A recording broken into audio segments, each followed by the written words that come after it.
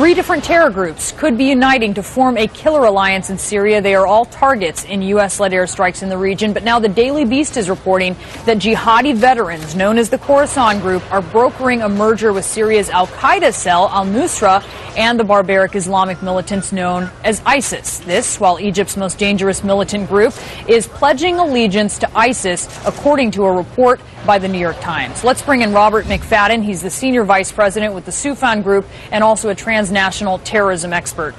There is so much to talk about here. Before we talk about this Egyptian group that is saying that it wants to be part of ISIS, what strikes me as odd is when you're talking about these three groups in Syria banding together.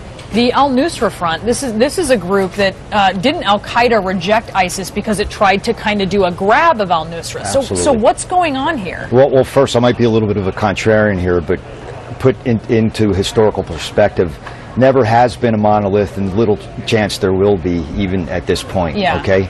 So with that being said, you're absolutely right. At the leadership levels, al-Qaeda core back in Afghanistan, Pakistan, Ayman Zawahiri has rejected ISIS in its leadership over this Islamic State thing. So we're on the ground, we're seeing circumstances that may speak to alliances of convenience, which will likely be fleeting, and maybe even some of the senior downrange people from al-Qaeda in what we're calling Khorasan right now might be brokering these kind of things, but understand at the top it can never work because, again, of the Islamic State, there's no chance Zawahiri and al-Qaeda would ever say, okay, we're throwing in under ISIS. So it feels like safety in numbers. It feels like these guys are just trying to band together and be more scary, and ISIS is the scariest name, so let's join up with ISIS. Is that what we're seeing in Egypt when we see this militant group that wants to sort of be a part of ISIS? Is that just this group trying to be more legitimate? I think you've hit the nail on the head. We're talking about Ansar Bayt al-Maqdis, which has been fighting against the Egyptian military and border guards in a very violent way in the Sinai.